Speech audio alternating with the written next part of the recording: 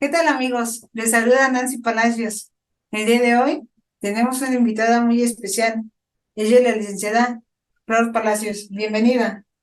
Qué gusto estar con ustedes en su programa Radio TV Taina, en la transmisión número 52. Estoy realmente agradecida por su invitación. Muchas gracias. Antes de empezar, quiero agradecerle a todos nuestros seguidores. Nos sentimos realmente agradecidos porque nos comparten, nos siguen y nos regalan su like. En esta nueva emisión tenemos a varios ponentes. Sí, Nancy, tenemos la segunda parte de algunos temas, ¿cierto? Sí, mira, tenemos la segunda parte de la conversación de tres boricuas que forman parte de la resistencia y lucha independentista de Puerto Rico. Ellos son don Heriberto Marín Torres. ¿Sabes? Él es uno de los últimos nacionalistas de la Revolución de 1950. Así como Félix Rodríguez, el dirigente histórico de la lucha por la independencia de Puerto Rico. Y también contamos con la presencia de José Luis Fernández Pagán. Él es de Puerto Rico, es miembro del Partido Independentista Puertorriqueño y es nuestro corresponsal en Puerto Rico. Con la segunda parte del tema nacionalismo puertorriqueño, freno contra el imperialismo usamericano. Lo importante del nacionalismo ha sido de que ha impactado al movimiento obrero, al movimiento magisterial, al movimiento civil, a los profesores, a los universitarios, a la juventud, a todos y cada uno de los puertorriqueños, porque cada uno de nosotros hay un nacionalista. Y lo demostramos cuando jugamos, por ejemplo, contra Estados Unidos. Cuando estamos en una actividad deportiva, actividad en que los puertorriqueños estemos jugando contra Estados Unidos, lo que flotan son las banderas puertorriqueñas. Nadie se atreve a sacar una bandera americana. En lo que la marcha esta en Nueva York, que se celebra todos los años, ahí demostramos que somos puertorriqueños, que hay un nacionalista dentro de nosotros, de cada uno de nosotros. Por eso es que don Pedro decía que el nacionalismo era la patria organizada al rescate de su soberanía. No decía una patria desorganizada, una patria organizada, incluyendo a todos los puertorriqueños. eso es así, Heriberto, eso es así como tú lo estás señalando, por lo menos en mi caso, yo le agradezco a todos ustedes que me guiaran por la senda de la lucha por la libertad, porque en el 1950 yo tenía 8 años y escuché la transmisión por radio del ataque de la Guardia Nacional contra ustedes en Jayuya y el ataque de la policía y la Guardia Nacional contra el barbero en Villa Palmera. Y yo escuché eso como si hubiese estado viendo una película de patriotas frente a los norteamericanos. Y eso me convirtió a mí en un luchador por la independencia y por el derecho de Puerto Rico a ser libre y a unirse a los países latinoamericanos. Por eso le agradecemos a nuestros televidentes de Radio Taina que escuchen nuestro pedido de solidaridad para que Puerto Rico sea libre y se una a ustedes, los hermanos latinoamericanos. Y esto no es solamente, esto no fue un hecho aislado. Esto respondió a que ya Estados Unidos estaba haciendo aquella maroma en las Naciones Unidas, diciendo que Puerto Rico, porque se puso una constitución y Puerto Rico había un Estado libre asociado, ya nosotros habíamos logrado el la soberanía esperada por aquella declaración de las Naciones Unidas de que tenían que darle a las colonias después de la Segunda Guerra Mundial, todos los imperios tenían que liberar sus colonias. Y entonces lo que aquí vinieron a hacer fue con Muñoz Marín y los Estados Unidos y el Senado, que se constituyó en aquel entonces, y la constitución que se constituyó, les digo, que se estableció. Declararon que Puerto Rico pues ya había sido, era soberano. Y de ahí es donde surge esta lucha en el ataque a Blair, en el Congreso, en la revuelta nacionalista, porque lo que se estaba diciendo era al mundo, mire, mundo, nosotros seguimos siendo una colonia, esto es una patraña norteamericana para continuar con la colonia y seguir explotándonos. Sí, fue un acto, como dije, fue un acto de valor y de patriotismo lo que hicieron Heriberto, don Pedro y los demás nacionalistas, porque era cuestión de denunciar, como tú señalas, denunciar que Puerto Rico continuaba como colonia y que se estaba engañando al mundo. Eso don Pedro siempre lo tuvo claro y decidió hacer adelantar ese acto.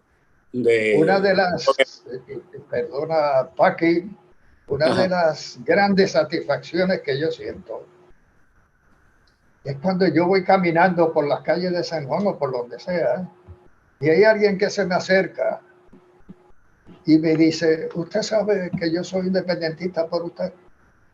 Digo, ¿por qué? Yo no sé. Dice, usted no tiene una conferencia en la escuela, yo no sé, hace tantos años. Y eso me despertó la conciencia.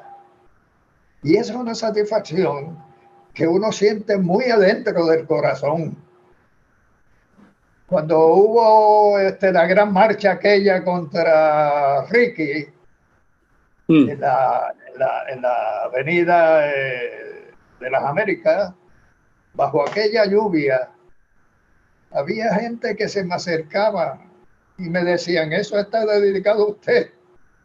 Y yo sentía dentro de mí que las lágrimas y la lluvia se unían en ese momento.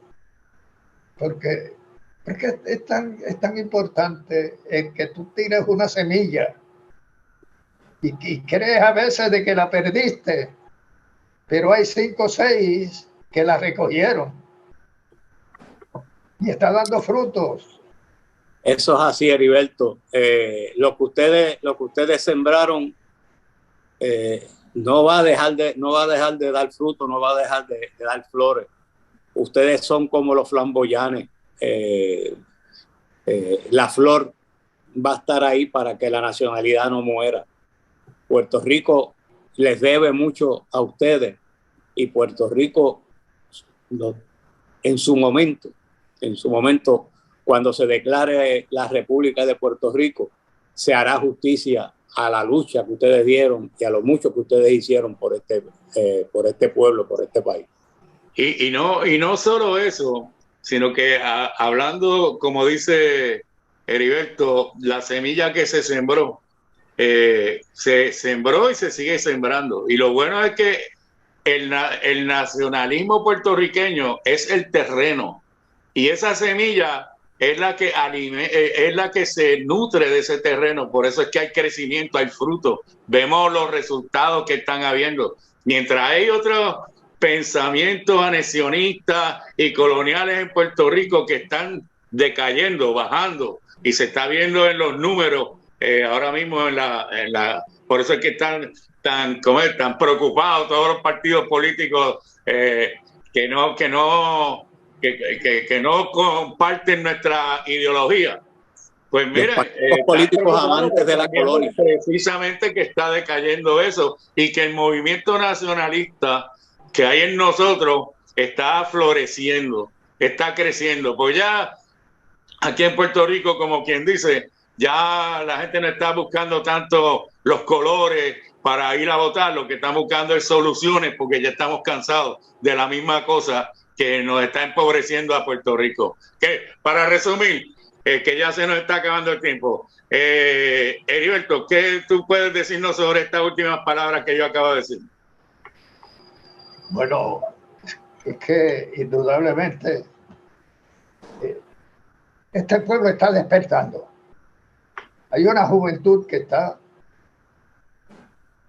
al lado de nosotros, que esa semilla que se sembró, ese caminar juntos, que tenemos que caminar juntos, unidos, es lo que nos va a traer la libertad. Mientras no nos unamos, el imperio está gozando por eso. Los partidos colonialistas, los dos principales partidos colonialistas, se unen contra nosotros y sin embargo no permiten que se unan aquellos que creen en la independencia de Puerto Rico y en el cambio. Es muy importante lo que tú has dicho. Eso es así, y eso, esa vía se está abriendo, esa vía está al frente de nosotros y se está utilizando. Las fuerzas progresistas, las fuerzas de la nacionalidad, las fuerzas del independentismo, las fuerzas del cambio, las fuerzas de una mejor economía, la fuerza de la dignidad, la fuerza de la honradez. Todas esas fuerzas se están uniendo para ir a las próximas elecciones de una manera en que podamos derrotar a los partidos colonialistas. Y pienso que lo vamos a lograr. Aprueben ellos la ley o no la aprueben, vamos a buscar la manera de hacerlo, porque después de todo, nuestro jíbaro sabe mucho y siempre ha dicho que hay muchas formas de pelar un gato, y a ese gato colonial lo vamos a pelar entre nosotros. Y no solo eso, sino que la lucha que nosotros tenemos no es una lucha aislada, porque en América Latina está pasando lo mismo. En El Salvador estamos viendo un presidente que se llama Bukele, que está poniendo en orden ese país. Vemos en México un AMLO. O sea, vemos cómo hay este despertar hispanoamericano, que estamos en lucha para que el imperio norteamericano, o sea, los Estados Unidos, saquen la bota de nuestros países y nos dejen progresar, porque nosotros somos una nación grande. Ese sueño de Martí y ese sueño de Betance, el antillano, que sea la realidad. Y este es lo que nosotros queremos hacer: ser grande, ser independiente, ser soberano y tener un mundo en paz, no en guerra. Bueno, yo creo que con eso concluimos este programa.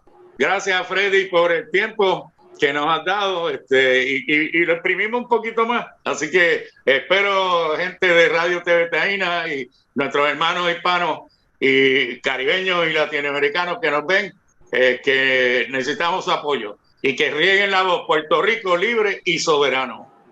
Y que Gracias, Luis. Un abrazo para todos ellos, para todos nuestros pueblos latinoamericanos y especialmente Haití. Haití. Así mismo es. Cuba. Ok, gracias.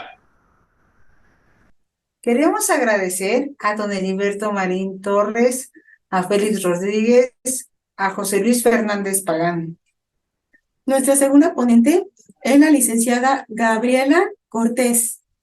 Ella es salvadoreña, licenciada en Relaciones Internacionales, miembro del colectivo de juventud, Proyecto Poder y Formación en Derechos Humanos.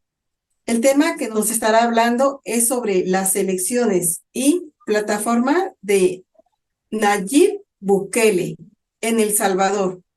¿Cómo se desarrollaron las elecciones presidenciales del 2019 en El Salvador? Bueno, primero quisiera iniciar con hacer un saludo a Radio TV Taína y agradecer por la invitación a este espacio. Y también quisiera enviar un saludo a los compañeros de Puerto Rico que actualmente luchan por la independencia de Puerto Rico. Bueno, y dando paso a la pregunta que se mencionaba sobre cómo se desarrollaron las elecciones presidenciales en El Salvador en el año 2019, pues entiendo que ya ha habido un bosquejo, ¿no? De cómo Nayib Bukele ya estaba dentro de la alcaldía de San Salvador, que es la capital. Acá fue esta oportunidad de ser alcalde de San Salvador la que a Nayib lo catapulta para ser más conocido como a nivel nacional. Él pues expresa su deseo de aspirar a la presidencia y inicia una travesía completa para lograr su inscripción como candidato. Algo quizás muy importante mencionar es que Nayib era parte de este partido político, el FMLN, pero hubo ciertos como roces dentro del partido y el del partido pues decide expulsarlo a partir de decir que él ha violado algunos de los principios. Entonces, Nayib se queda como sin un vehículo, sin un partido político para optar a la presidencia e inicia en esta su aspiración de lograr ser candidato, la creación de su nuevo partido, que es este partido que se llama Nuevas Ideas. Sin embargo, por algunos temas de plazos, el Tribunal Supremo Electoral alega que él no puede correr a través de ese partido y bloquean su inscripción. Se va y busca otro partido que es Cambio Democrático, que él ya tenía un proceso abierto de cancelación y que finalmente pues logra cancelar la inscripción del partido político. Entonces ya en los últimos como días para que se materializara su candidatura, él va y tiene estas negociaciones con este partido que se llama Gana, y esto es algo como muy importante de tenerlo presente porque él no está en la presidencia con su partido Nuevas Ideas, sino que logra concretar su candidatura a través de Gana, que es un partido de derecha y que ya ha tenido como varios casos sonados de corrupción. Se hace ahí una negociación de la que desconocemos cuáles fueron los elementos que se negociaron y pues es este partido el que se materializa como el vehículo que lo va a llegar a la presidencia. Mencionar que la campaña electoral de Bukele, él fue un candidato que gozaba de muchísima popularidad, conoce bastante bien la escena en la que se mueve, habla con muchísima propiedad y particularmente creo que algo que él supo capitalizar muy bien fue este sentir de hartazgo de la población salvadoreña con respecto a los otros partidos políticos que nos habían gobernado en el pasado. Acá se hablaba del bipartidismo porque por un lado estaba Arena, la derecha, y el FMLN, la izquierda, y la gente sentía que ya le habíamos dado esa oportunidad a esos partidos políticos y no habían logrado resolver los problemas medulares del Salvador. Entonces la gente ve allí como una persona que entiende su sentir. Él repite lo que la población repite, no hace las mismas exigencias a los otros partidos que también la población hace. Entonces él se vende como este candidato que es nuevo. Su eslogan de campaña, de hecho, fue el Hagamos Historia, y esto hace referencia a la ruptura del bipartidismo. Bukele pues fue un candidato que eso era como lo que más abanderaba en su campaña. En sus contrincantes podríamos mencionar que estaba Carlos Calleja, que pues fue un empresario, es un empresario de Arena, que antes no tuvo un perfil público. Luego estaba Hugo Martínez por el FMLN, que fue este mismo partido que lo sacó de sus filas. Era una persona con cierta trayectoria, pero la masividad de la popularidad de Bukele fue evidente en todas las encuestas. Él estaba seguro de que él iba a ganar, todas las encuestas mencionaban eso.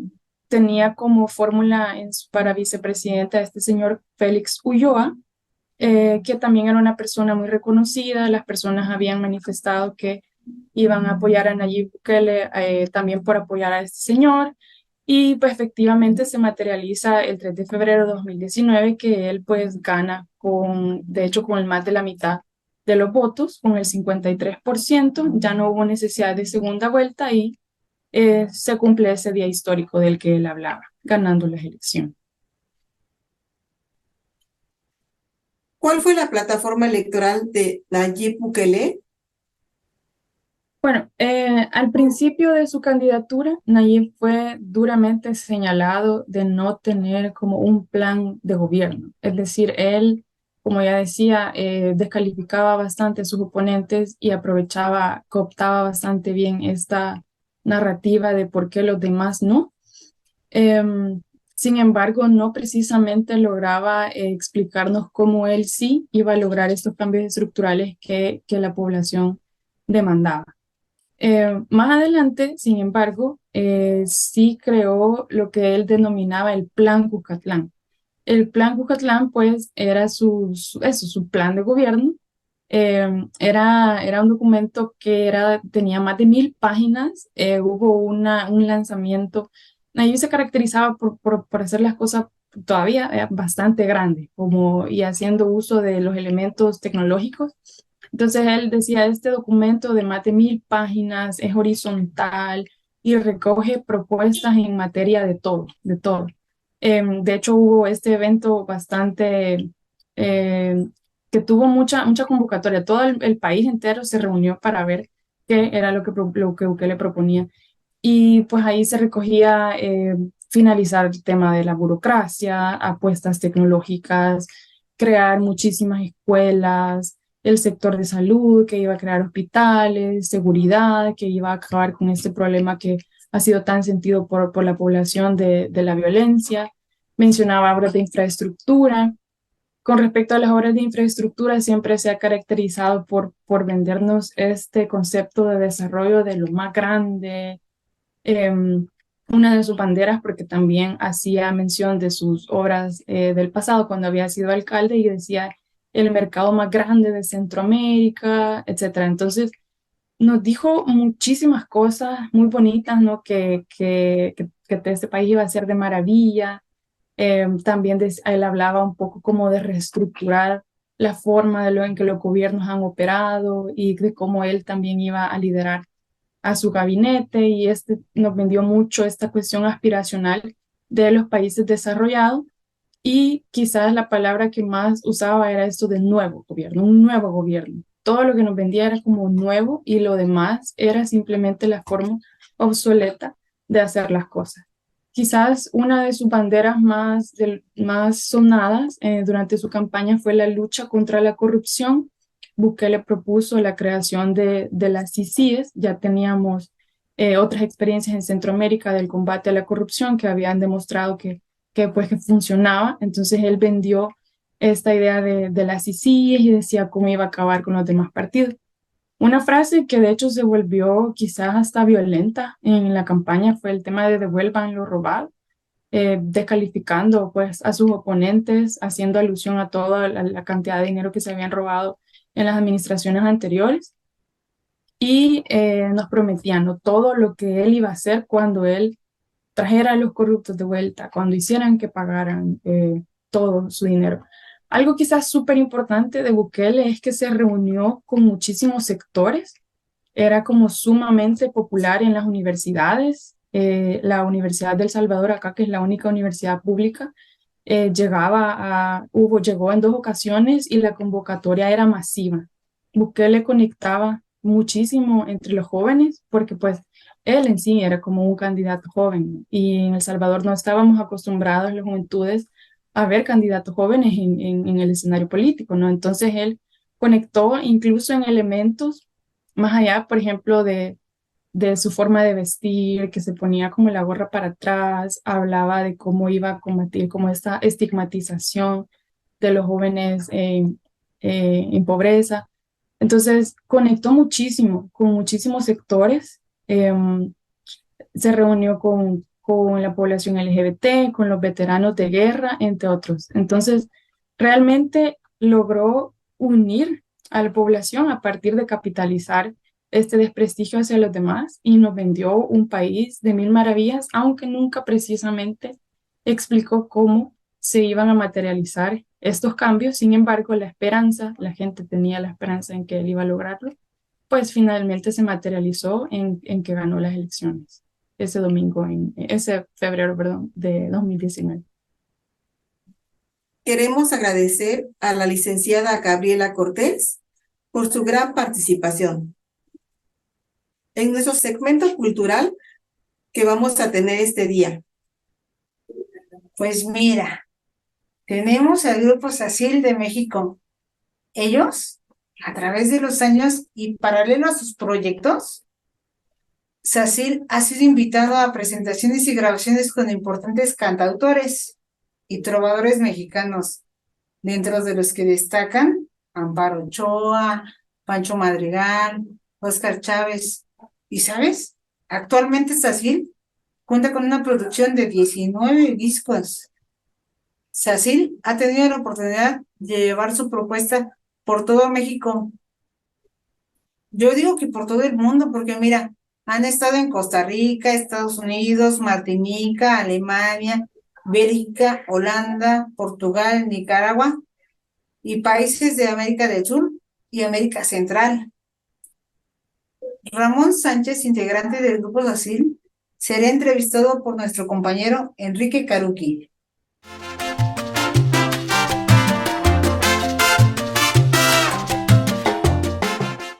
Muy buenas noches a los amigos de Radio TV Taína. Hoy, como siempre, y todas las ocasiones que estamos con ustedes, en verdad muy agradecidos aquí de estar con la gente de Sacil, un amigo de, bueno, pues tenemos años, más de 40 años de conocernos.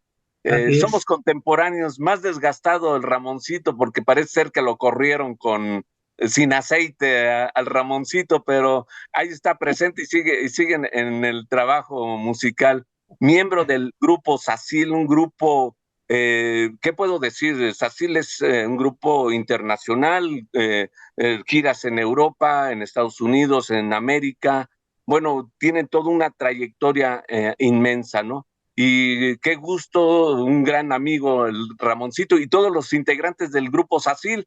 Ramón, ¿por qué no nos haces por ahí quién es Sacil, quiénes componen al grupo Sacil?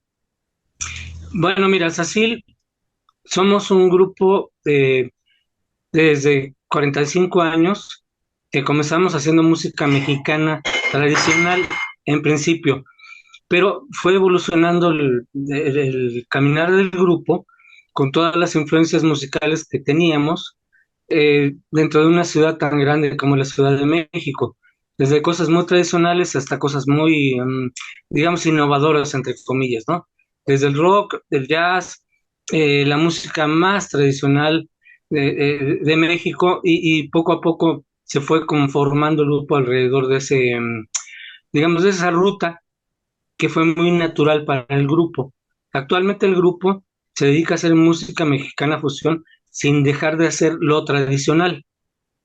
Lo que quisimos hacer fue conocer la música mexicana con mucho respeto para los maestros de los cuales aprendimos y después incorporar lo que teníamos como experiencia, porque ya sabes, andábamos, como decimos acá, hueseando en diferentes formaciones y géneros musicales.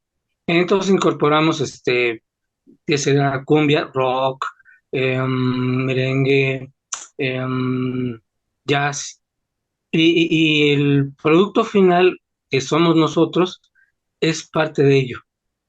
O sea, ese es digamos, lo último de Sacil. Sí, porque, bueno, lo que caracteriza a Sacil es hoy en día, bueno, pues es esa mezcla, esa fusión que realizaron con la música tradicional mexicana y principalmente los colores ahí del rock, del jazz, toda esa fusión que utilizaron, eso es lo que caracteriza hoy en día escuchar a Sacil, ¿no? Ya escucharemos parte de su material aquí en Radio TV Taína, escucharemos un par de temas, pero pues siempre va a ser agradable incluso saludar a los amigos de Sacil. Ramón, ¿quiénes conforman al grupo Sacil, Ramón? Bueno, actualmente hay una base, digamos, que son Enrique Hernández, fundador del grupo, y también él es parte del grupo de los folcloristas, que es un grupo muy importante aquí en México. Está Efrén Vargas, que es un gran cantante, intérprete, violinista. Está también Alex, el Barbón, que le decimos, El que Barbas. el Barba sí que es acompañante de Guillermo Velázquez, ni más ni menos. Tenemos un par de elementos muy jóvenes en la batería y en la guitarra. En la guitarra es Sergio Gelista. Ok, muy Básicamente bien. estamos como sexteto, pero sí, hemos visto que lo conforman de repente, hay una base ahí de los amigos que ya mencionaste, pero siempre por ahí de repente aparece alguien más que está complementando el trabajo del grupo, Ramoncito. Así es. No, pues qué bueno. Vamos a tener oportunidad de escuchar uno de los temas del grupo Sacil. ¿Por qué no comentamos un poquito sobre el Son del Amigo, que es el primer tema que vamos a escuchar, Ramón? Sí, mira, es muy sencillo. Es un tema del estado de Nayarit, que también, como mucha de la música que tenemos acá en México, se toca bajo ciertas circunstancias. Hasta donde sé, es como un son de bienvenida en una boda o en una celebración del estado de Nayarit, pero habría que añadir que ese género, o bueno, la versión de Sacil, es básicamente un son del occidente de México, donde está el origen del mariachi. Ajá, que es básicamente en Jalisco, me parece que una parte de Guanajuato y de Nayarit, y es el son del amigo. Son sones muy bailables, sobre todo, y en este caso no tiene letra, porque son como lo que se llaman de estos géneros jarabes. Son varios temas pegados, como el jarabe tapatío. Muy bien, Ramón. Pues, ¿qué te parece si dejamos que escuchen un primer tema a nuestro público que nos acompaña el día de hoy aquí en Radio TV Taína? Venga, esperemos que les guste, que aprecien algo más de la música mexicana, que no es el mariachi estrictamente, aunque en este caso es parte del origen del mariachi. Ok, pues escuchemos el Son del Amigo.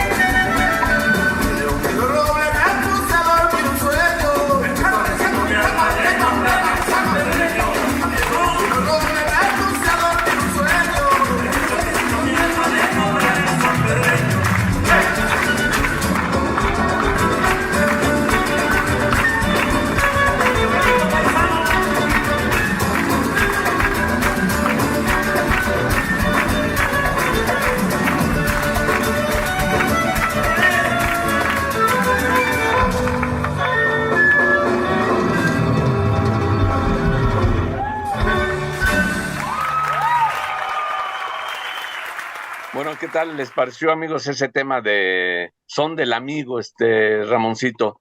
Oye, Ramón, queremos preguntarte otra cosa con respecto a, si nos puedes comentar, el grupo Sacil colabora, participa, respalda ahí a muchos músicos, pero uno que es, que no se puede dejar de mencionar fue Amparo Ochoa, Ramoncito. Yo recuerdo mucho a Sacil acompañando a la grandiosa Amparo Ochoa, que es una compañera por desgracia falleció, pero ¿qué nos puedes contar de esa faceta del grupo Sacil, Ramón? Pues mira, rescatamos mucho su memoria, obviamente todo lo vivido, la sensibilidad que él tenía hacia nuestra cultura mexicana. Y fíjate, te platico que ahora tenemos la fortuna de que Amparo, y lo digo de una manera muy cercana, cuando falleció, le heredó el timbre de voz y la expresividad a su hija, que es María Inés Ochoa. Ajá, María sí, Inés la conozco. Ochoa. Bueno, pues justamente ahorita estamos comenzando a retomar trabajo que ya habíamos hecho con ella. Y en lo personal, ayer me preguntaban, fíjate, justamente sobre mi trabajo en lo personal con Amparo, pero lo extiendo al grupo. Fue un privilegio compartir con ella, conocer, y representar a nuestro país en muchos lugares. Y bueno, como ella, igual otras gentes, Oscar Chávez, personaje toral dentro de la cultura de la música popular mexicana, de la música auténticamente popular, no regional, que eso lo manejan los medios ahora, ¿no? No. Y bueno, pues es parte de la fortuna que hemos tenido de compartir con gente con Tegua, Gabino Palomares, etcétera, etcétera, amigos muy entrañables, pero aparte le han dado mucho respeto al trabajo del grupo. El lugar como acompañantes, pero como gentes importantes del movimiento que finalmente formamos parte de eso, aunque no tenga un nombre oficial, ¿no? Sí, pues eso demuestra, Ramoncito, el vínculo que hay del trabajo de Sacil con este movimiento de generar una identidad del movimiento de resistencia de la cultura mexicana. Y dentro de eso, pues algo que a nosotros se nos hace interesante comentar, Ramoncito, es la cuestión de lo que se hace en el son huasteco, en el son veracruzano, que como tú ya bien lo mencionaste, ustedes incursionaron en un primer momento de una manera más, como tú lo dices, muy respetuosamente a este género, pero se sigue utilizando las décimas que se utilizan, que las décimas se utilizan en Puerto Rico, y hay puertorriqueños que vienen a eventos de música tradicional mexicana, de son huasteco, de son jarocho, vienen grupos puertorriqueños a tocar la música puertorriqueña, que también incluye esto. Sí, mira, por supuesto, y hay una cosa ahí importante que sí quiero señalar muy precisamente, justamente de la relación que hay, tal vez a través de la décima, no exactamente de géneros musicales que sean muy parecidos, pero es a través de la décima, que en principio es Spinella, pero aquí en México, sobre todo en la zona de la Sierra Gorda, ha alcanzado un grado de desarrollo impresionante. Pero sí te puedo mencionar agentes muy importantes que han convivido mucho aquí en México, con Guillermo Velázquez, que en lo personal, y ojalá alguna vez hagan un programa con él, es un dignísimo representante de la cultura y de la poética mexicana, y dentro de eso está Roberto Silva. Es un personaje muy importante que viene muy seguido acá a México y al cual se le tiene mucho afecto. Pues muy bien, Ramoncito. Pues en verdad ha sido un gusto enorme el poder platicar con ustedes y conocer su trabajo, Ramón, porque ustedes han aportado una parte aquí al movimiento musical en México, han aportado esa nueva parte de la fusión en la música mexicana, y además con quien se interese, Ramoncito, ¿a dónde pueden seguirlos? ¿Hay redes en las plataformas? ¿En dónde los pueden escuchar su música, Ramón? Bueno, en Spotify está todo. Buscan Zacil, Zazhil. Ahí van a encontrar todo, ¿no? Pues básicamente eso, y Facebook también hay una página. Ahí pueden seguir la trayectoria y la presencia del grupo, porque afortunadamente seguimos vivos. Vamos a hacer una celebración muy grande el año próximo en el Teatro de la Ciudad, que es un teatro emblemático del país, donde vamos a presentar una síntesis del trabajo de casi 45 años. Nada más 45 años, Ramoncito.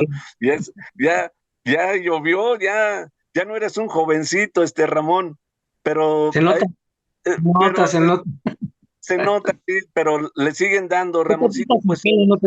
Tú te pitas el pelo, no te hagas güey.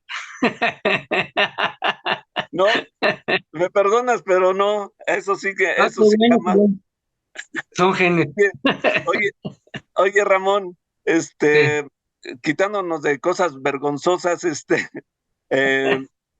vamos a dejar a nuestros invitados, a la gente de Radio TV Taína, que escuchen otro tema, que es la tarasca. Pero antes de pasar a retirarnos, Ramoncito, en verdad es un gusto para mí el haberte tenido aquí en Radio TV Taína con los amigos independentistas que están haciendo su trabajo también en Puerto Rico. Gusto mío, por favor. Y muchos saludos a Flora Santiago y a Jíbaro. Ok, sí, no, Ramoncito, pues queremos agradecerte de corazón el que hayas estado con nosotros, y bueno, pues ya nos encontraremos por ahí, ya nos daremos un fuerte abrazo afectuoso, Ramoncito. Vamos a dejar... Así, sí. Oye, Ramón, vamos a dejarlos con ese tema, ¿no? La de la tarasca, ¿no? Un tema interpretado por Zacil. Jarocho, lo que, bueno, en Puerto Rico a lo mejor no saben, es la parte de Veracruz que se llama jarocha, porque también hay una parte huasteca, y hay una parte que es más ismeña, pero este es un jarocho tradicional. La tarasca es un instrumento que se usaba para cortar, y alrededor de eso pues, es un tema muy tradicional, que Enrique Hernández hizo un arreglo más caribeño, pues ya lo van a escuchar. Muy bien. Bueno, pues un saludo ahí a todos los amigos del grupo Zacil, en particular a mis carnales también muy cercanos, a Lefren, a mi tocayo Enrique. Por favor, ahí, sí, se me van ahorita, también ahí anda el Lefren, claro, el Lefren con esa voz privilegiada que creo, me parece que en la tarasca lleva una parte de primera voz, ¿no? Me parece que sí es ese tema, Ramoncito, ¿no? Aquí lo importante en este tema es que sí es una fusión, no es el son jarocho tradicional, sino es una cuestión más caribeña, en donde le pegó a Enrique. Pero lo que buscamos es hacer fusión con diversos géneros, hasta con el flamenco ya lo hemos hecho, y de verdad me parece que ha sido muy decoroso. Ok, pues vamos a dejar a nuestro público con este último tema, la tarasca.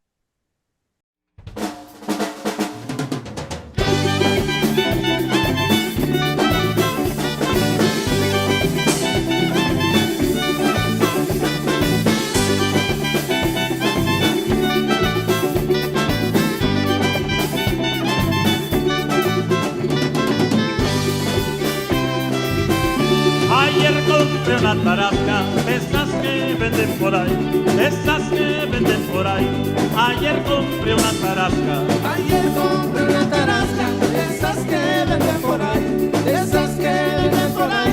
Ayer compré una tarasca. Y como estaba tan flaca, no tan solo comíais, no tan solo comíais, y hasta los solos desmasca. Y como estaba tan flaca, no tan solo comíais, no tan solo comía maíz, que hasta los solos desmasca. María te lole, chocolatito con pan francés, en mi casa no lo tomo, porque no tengo con quién, pero si usted me lo bate, seguro lo tomaré.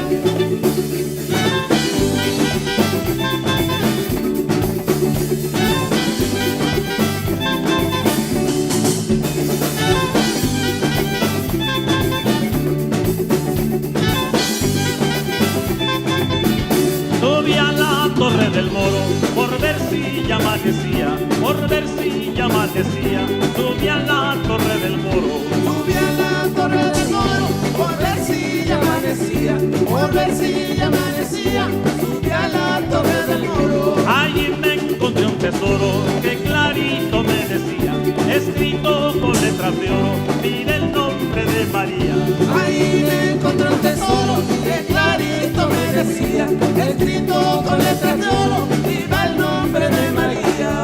María Terolé, chocolatito con pan francés, en mi casa no lo tomo porque no tengo con quién, pero si usted me lo bate, seguro lo tomaré.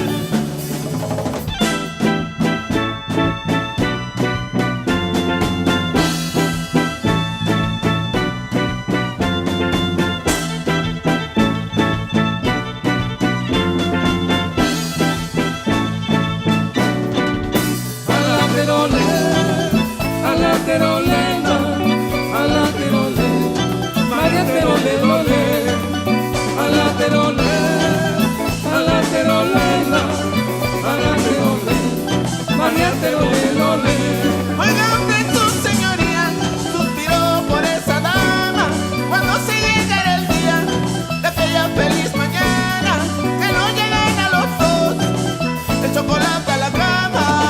A la terolé, a la terolena, a la terolé, María terolé, María terolé, lolina, chocolatito con masa fina, que en mi casa no lo tomo porque no quiere mi china, pero si usted me lo bate, lo tomaremos, madrina. A la terolé, a la terolena, a la terolé, María terolé, María terolé, el chocolate en el aguacero, que en mi casa yo lo tomo allá por el mes de enero, pero si usted me lo bate, yo lo tomaremos primero. A la terolé, a la terolena, a la terolé, María terolé, a la terolé, a la terolena, a la terolé, María terolé, María terolé.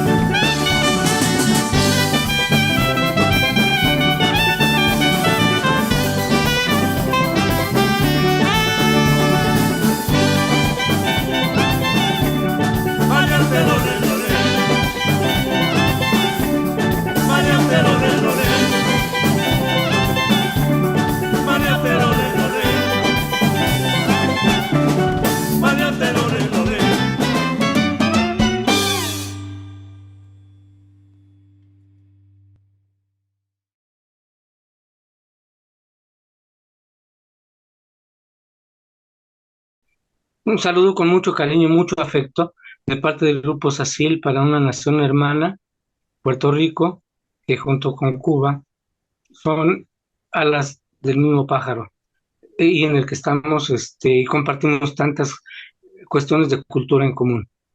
Con mucho afecto del Grupo SACIL a través de Radio y Televisión Taína. Queremos agradecer a Ramón Sánchez, al Grupo SACIL y a Enrique Caruqui. Tu entrevista, como siempre, Caruqui, súper completa. Nos encanta ver este tipo de grupos que son de nuestro país, pero desafortunadamente muchas veces no se le da difusión. También queremos enviar saludos a nuestros seguidores.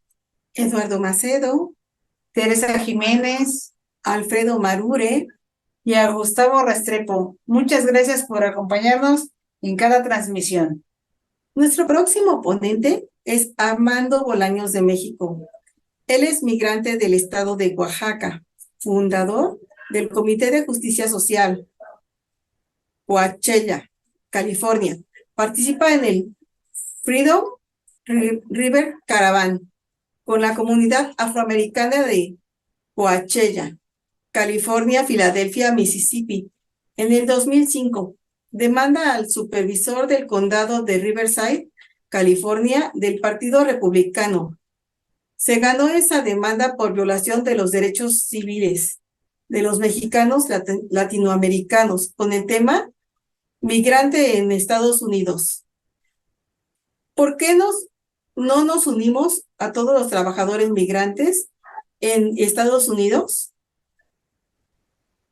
Bueno, un saludo a todos los hermanos de Puerto Rico a través de RTV Taína y un saludo a los hombres libres y libre pensadores y libres y dignos de Puerto Rico. Y la pregunta es, ¿por qué no nos unimos los trabajadores migrantes en Estados Unidos? Pues mi respuesta cabe decir es que estamos, no nos conocemos, vivimos en un extensivo territorio, el trabajo es agobiante, el sistema te hace trabajar hasta el exhausto y nos ponen como enemigos unos a los otros, ¿no? Entonces, esa unidad, esa fraternidad tan necesaria, el sistema se encarga de dividirnos, ¿no? Por el color de la piel, por los lugares geográficos, por los acentos, por un montón de prejuicios y de cosas que nos enseñan y que nos inducen y que hacen que nos pongamos unos contra otros, siendo que los causantes de la opresión y de la explotación laboral, pues es el mismo, ¿no? Es el mismo que se queda con la riqueza que producimos, con en la fábrica, en el campo, en la construcción, en muchos de los niveles de la vida, pero los trabajadores que generan la riqueza escasamente tienen que comer. Por ejemplo, en el Valle de Coachella, en California, viven no tienen ni para pagar la renta, ¿no? Y muchas veces producen la comida y no tienen para comer, ¿no? Entonces, su situación es, paupérrima, ¿no? Y los trabajadores de la construcción construyen edificios, construyen casas que a veces no pueden pagar, ¿no? Que no pueden pagar, entonces las leyes racistas como la de la Florida, la S-17-18 que acaba de proponer el gobernador de Santis, republicano, en donde no puedes ir con un hermano en tu coche porque ya te van a acusar de transportar trabajadores, personas que no tienen el estatus legal, y te van a ver como un delincuente, ¿no? Entonces, pues supuestamente vivimos en un estado democrático, como es en Estados Unidos, el campeón de la democracia que se dice, pero que no es, ¿no? Que realmente no es, oprime, explota, invade, o haciendo uso de la fuerza, ¿no? Entonces, la razón es que no nos conocemos bien y no buscamos las coincidencias, ¿no? Y entonces yo considero que como hemos sido educados en un pensamiento colonial y sospechosista, pues no nos damos cuenta que los hermanos de Puerto Rico, de Cuba, de Venezuela, de Guatemala, de Honduras, de México, de Brasil, de todo el continente latinoamericano, pues estamos en la misma situación y que deberíamos de buscar la unidad de todos los pueblos latinoamericanos y del Caribe, para empezar, tanto en esta parte como en Estados Unidos, para lograr esa fuerza que es tan importante porque nosotros vivimos en tierras ocupadas, ¿no? Y tenemos que seguir adelante. Entonces, pues yo considero que la unidad es algo muy importante tanto de los trabajadores como de todos los hermanos en Latinoamérica, tanto en México como en Estados Unidos. ¿Qué significan los dos partidos republicanos y demócratas para nosotros en la realidad? Bueno, ¿qué significan los dos partidos en Estados Unidos, demócratas y republicanos? Pues es más de lo mismo. Yo diría, aquí le haría un comercial a la Coca y a la Coca Light, pues es uno descafeinado, un café descafeinado, pero más de lo mismo, o sea, los dos son partidos racistas, clasistas, y que pues juegan con nuestros votos, ¿no? Entonces, no hay opción, no hay una tercera vía, un partido de los trabajadores, por ejemplo, ¿no? Que es tan necesario en Estados Unidos para plantear una alternativa diferente, porque pues realmente es la derecha descafeinada, ¿no? O sea, la derecha, que es el Partido Republicano Ultra, y la derecha del Partido Demócrata, que es un poquito descafeinado nada más, ¿no? Entonces, eh, juegan con nosotros, ¿no? El hecho de que vayamos a votar y que, por ejemplo, Biden nos prometió que hay 11 millones de hermanos latinoamericanos en las elecciones pasadas que iba a regularizar, ¿no? Creando una amnistía o creando una situación, pues no la ha hecho, pero sin embargo los blancos que llegaron de Ucrania, de otros países, inmediatamente pusieron un pie en Tijuana, cruzaron por San Diego y tienen papeles, ¿no? Entonces, ¿qué pasa con nosotros, los 20, 25 millones de que estamos trabajando?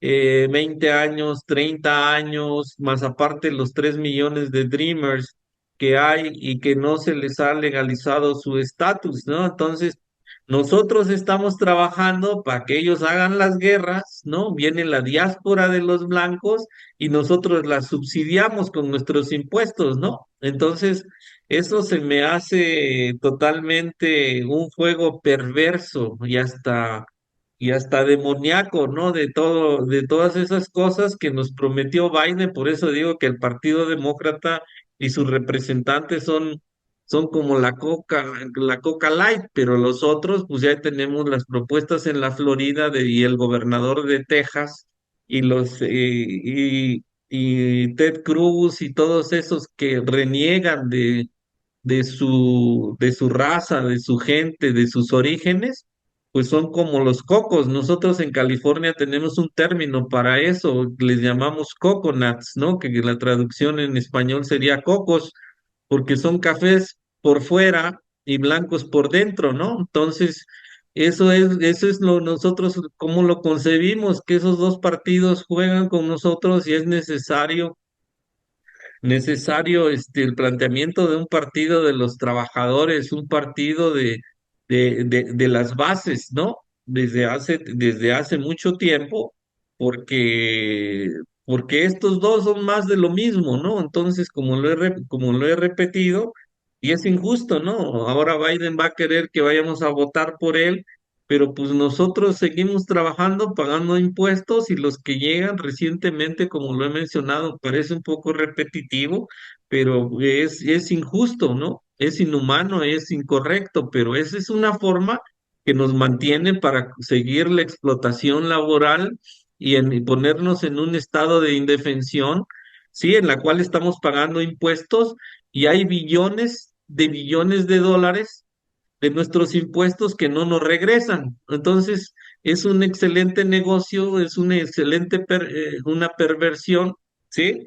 Que la hacen para quedarse con nuestro dinero, con el dinero de nuestro sudor y aparte mantener ese estatus ilegal, ¿no? Entonces, por eso es que llamo a la conciencia, llamo a la unidad de los trabajadores en Estados Unidos, puertorriqueños, dominicanos, cubanos y todos, ¿no? Que nos unamos, mexicanos, a lo mejor los mexicanos en este momento por ser mayoría y ser la vanguardia en esta lucha, porque yo lo veo así, tenemos que solidarizarnos, ¿no? Con todas las luchas y con todos nuestros hermanos.